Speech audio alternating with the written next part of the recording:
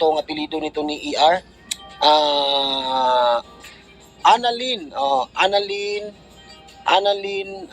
Rollinson. Okay? So, ayan mga kalingap, ngayong araw mga kalingap, pagbigay tayo ng reaction dito sa video na ito, na sa video ni Kuya Bal, na tukoy na daw po kung sino daw ang mastermind ng pagpapatulpo. Pero bago dyan natin pag-usapan mga kalingap, patiin ko muna kayo ng magandang araw, magandang gabi kung saan man tayo naroon ngayon. At kung sino pa po ang hindi nakasubscribe sa akin, pakisubscribe naman po ang aking channel, Jasmine 05 channel. Kung hindi po pa po kayo nakasubscribe, paki-subscribe and pakipindot na lang po ang bell button para lagi kayong updated sa aking mga video. At supportaran din natin sila Kuya Bal, si Kalinga Prab, at si Ate Edna, at sa lahat ng mga Kalinga partners, mga Kalingap. Ito na po mga Kalingap, bigyan natin na reaction itong video na ito.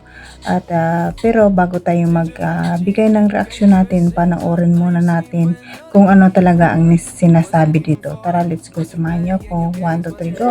Lula Glo or si Ate Glo or si Bayan Bagsik, ha? Hindi ko alam kung nadulas ba ito or totoo ba itong sinasabi niya. Ha? Oo. Ngayon, tukoy na kung sino yung mastermind or nagsulsul sa nagpatulpo ni Kuya Bal Santos Matubang. So dito po binanggit na tukoy na raw po. Tukoy na raw ang nasa likod ng tulpuhan. Yan po. So, ito ang video mga Kalingap. Pinarap po natin. Tuloy po ang video. Ha? Tukoy na po ang tulpuhan, ang mastermind. Oh, sino kaya ito? Tara, ating po panoorin. Okay? Play the video. So yan ang ating reaction live ngayon. Babasahin muna natin ang kanyang comment. Siguro po marami naman ito ang basa.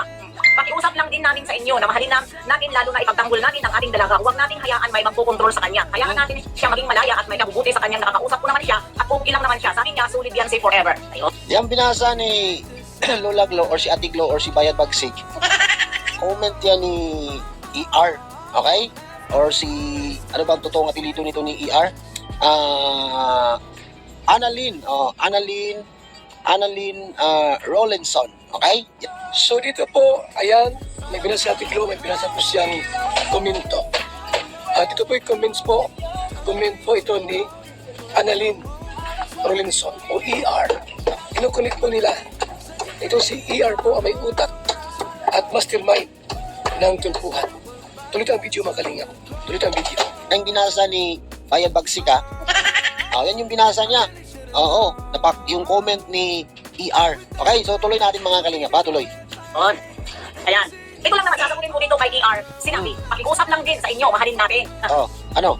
Mahal namin si Beyonce. Di ba? Ako nga nagsalit ako na hindi na muna ako mag-back up sa kanya. Hindi ko kaya. Dahil tunay ang pagtatanggol ko sa kanya. Hindi. Totoo? Tunay yung pagtatanggol mo kay Beyonce? Huwag niyong tigilan, ha? O nasaan na yung pinagtatanggolin niyo ngayon? Ha? Baka pag lakda na yan si Fujiko, hindi na kayo magpaparamdam.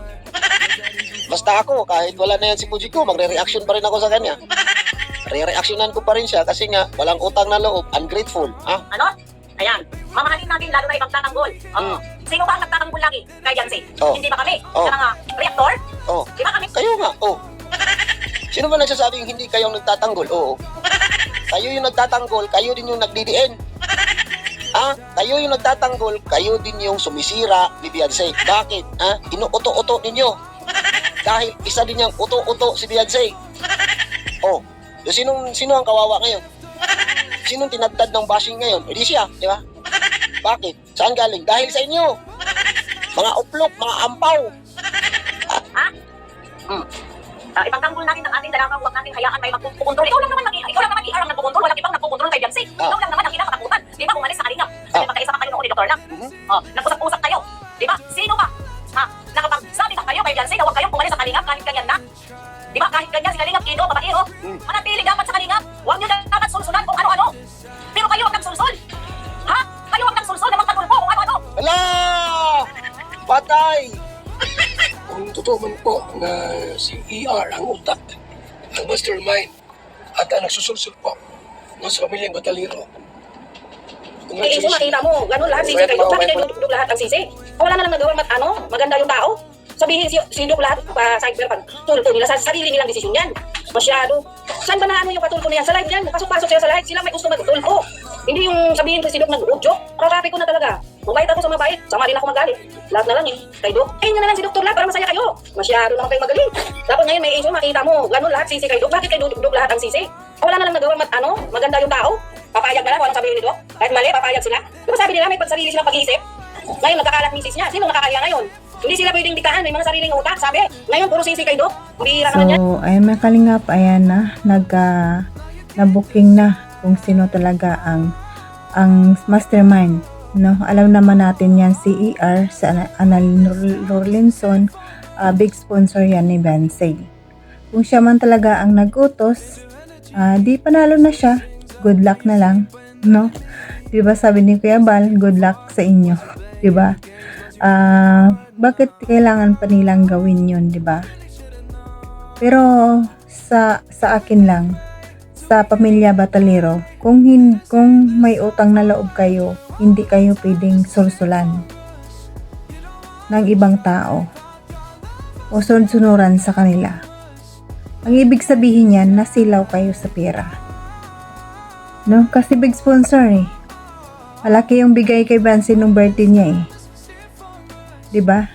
Ibig sabihin nun, may mamukhang pera sila. Kasi pumapayag silang susulan sila. Ang sabi pa nila noon, may sarili silang isip, hindi silang pwedeng diktahan. Bakit ngayon ano nangyari? 'Di ba? Booking na talaga. Kung totoo man yan, pero hindi naman natin alam kung totoo talaga kasi haka-haka pa lang naman yan. Pero naririnig lang natin ito sa video ni Kalingap Super Mario. No, sa kanya natin naririnig ni reaction ni Kuya Bal. At galing din ito kay Ate Glo. No, naka-depender din na ni Bansi. Pero sino ba naman, depender nga siya ni Bansi, pero sino ba ang nagdidiin din kay Bansi? Hindi ba sila din? Diba dahil din sa mga issue, dumadami dahil din sa kanila, sa mga depender niya, reactor nila. No? Si Mangiking, dati magkakampihan sila. Pero ano nangyari? Nagkasisihan na.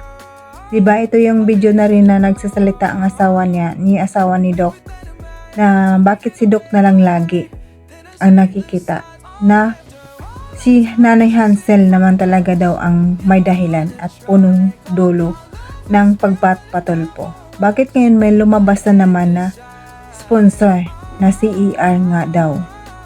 Sino ba talaga ang totoo dyan? Diba? Galit na galit yung asawa ni Dr. Lab. Kasi nga, bakit si Dr. Lab lang palagi ang nakikita na sila naman ang dahilan kung bakit nagpatulpo.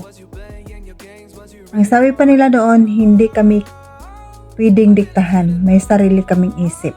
Bakit ngayon lumabas ang sponsor na yan? Si Annalyn Rolinson na yan.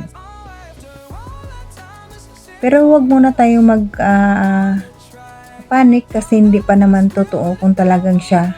Kung siya naman talaga, good luck na lang sa kanya kung bakit niya nagawa yun. Ang tanong, ano ba ang kasalanan ni Kuya Bal sa kanila? Diba? Wala namang kasalanan si Kuya Bal sa kanila, bakit si Kuya Bal ang pinatulpo? Nga si Kalingap Ido ang kanilang tinutukoy na manyak, bakit si Kuya Bal? Yun ang tanong na ang question talaga na malaki, bakit si Kuya Bal? Kitang-kita naman natin na wala naman talaga si Kuya Bal kasalanan dyan eh. Ibig sabihin lang yun, nasilaw sila sa pera dahil yung big sponsor na yan, na si ER na yan, malaki yan bigay ng birthday ni Beyonce. Siya ang pinakamalaking bigay, big sponsor. Galante. Kaya siguro nasilaw si Nanay Hansel, baka sabihin, gagawin niya yung, sinunod niya yung sponsor na yun. Kasi nga may lagay, 'di ba? Mukhang pera nga talaga, no? Kaya makalingap, dito na lang ating reaksyon. Kayo na lang bahala umusga kung totoo ba talaga na ang big sponsor ang dahilan. Pero mayroon din sinasabi ang asawa ni Dr. Love na si Nanay Hansel ang mastermind. Sino ba talaga sa kanila dyan, no? Kaya hanggang dito na lang mga kalingap. Inuulit ko mga kalingap, kung sino pa di nakasubscribe sa aking channel, paki-subscribe and click na lang bell button para updated kayo sa aking mga ina-upload mga kalingap. At kayo na lang bahala umusgan yung mga kalingap. At salamat sa mga silent viewers natin laging nanonood sa atin. Nandyan yung mga big sponsor natin, mga sponsor, nandyan lagi sa kalingap na tumutulong. At sa mga nanonood, shout out sa inyong lahat. Palagi nanonood sa aking hat. Hanggang dito na lang. God bless at all and God bless them kalingap. Bye bye!